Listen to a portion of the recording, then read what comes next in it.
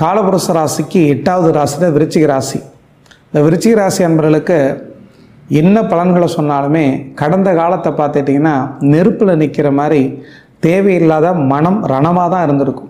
சொல்ல முடியாது, அழுக முடியாது, உண்மையான நபர்கள் யாருன்னு கண்டுபிடிக்க முடியாது, யார் நம்புறன்னு தெரியாது, கூட இருக்கவங்களே சங்கடப்படுத்துவாங்க, துரோகத்தை பண்ணுவாங்க. பெத்த தாய் தகப்பனே குழந்தைகளை வெறுப்பாங்க, குழந்தைகள் பெத்த தாய் தகப்பனை வெறுப்பாங்க. கூட இருக்கக்கூடிய மனைவி கணவனை சங்கடப்படுத்துவாங்க, கணவன் மனைவியை சங்கடப்படுத்துவாங்க. கூட்டாளிகள் தேவையில்லாத ஏமாற்றத்தையும் துரோகத்தையும் பண்ணுவாங்க.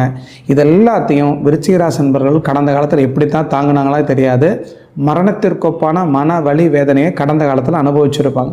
ஆனால் விருச்சிக ராசி நண்பர்களை பொறுத்த வரைக்கும் அதிசார பயிற்சியாக இருக்கக்கூடிய இந்த குருவை பொறுத்த வரைக்கும் உங்கள் ராசிக்கு 8ஆம் இடத்துல மறைந்திருக்கக்கூடிய குரு 9ஆம் இடத்துக்கு வரும் பொழுது 9ஆம் இடம் பாக்கியஸ்தானமாக இருக்கிறனால எதிர்பாராத அதிர்ஷ்டங்கிற பேரில் மனதில் நிம்மதி, திருப்தி, சந்தோஷம், குழந்தைகளால் தாய் தகப்பனுக்கு நற்பெயர், கூட இருக்கக்கூடிய நபர்கள் பிரிஞ்சு போயிருந்தால் சேர்ந்து வந்து வாழக்கூடிய அமைப்பு இதெல்லாம் இருக்கிறனால கடந்த காலத்தை ஒப்பிட்டு பார்க்கும் பொழுது 80% மிகவும் மேன்மையான நல்ல பலன்களை விருச்சிக ராசி என்பவர்கள் அனுபவிக்க போகிறீங்க.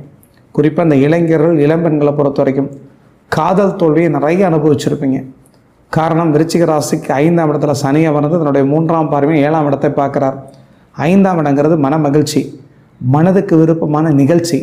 7ஆம் இடங்கிறது எதிர்பாலினம். இந்த 2 இடத்தை சனி தொடர்பு கொள்ளும் பொழுது எல்லாமே ஏமாற்றம், எல்லாமே துரோகம், எல்லாமே சங்கடம். இப்படி தான் கடந்த காலத்தில் முடிஞ்சிருக்கும். ஆனால் விருச்சிக ராசிக்கு 8ஆம் இடத்துல இருக்கக்கூடிய குருவை பொறுத்த வரைக்கும் மறைந்திருக்கக்கூடிய குரு 9ஆம் இடத்துக்கு வரும் பொழுது ஒரு ராசியவே பார்ப்பார். அப்போ குருங்க ராசியை பார்த்தா என்னாகும்? மிக மேன்மையான முன்னேற்றம், அதிர்ஷ்டம் கண்டிப்பாக கிடைக்கும்.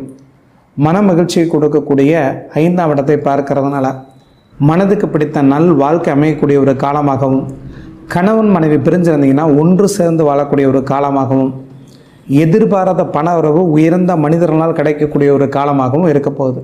ஏன்னா 9ஆம் இடங்கிறது அதிர்ஷ்டஸ்தானம், பாக்கியஸ்தானம். 5ஆம் இடங்கிறது மன மகிழ்ச்சி ஸ்தானம். இந்த 2 இடத்தை குரு ஒரே சமயத்தில் தொடர்பு கொள்ளும் பொழுது மனதுக்குள்ளே நிம்மதி பிறக்கும். அது மட்டும் இல்லாமல் குருவை பொறுத்த வரைக்கும் தன்னோட 5ஆம் பார்வையில் ஒரு ராசியை பார்க்குறார். தன்னுடைய 7ஆம் பார்வையில் ஒரு ராசிக்கு 3ஆம் இடம் முயற்சி ஸ்தானத்தை பார்க்குறார்.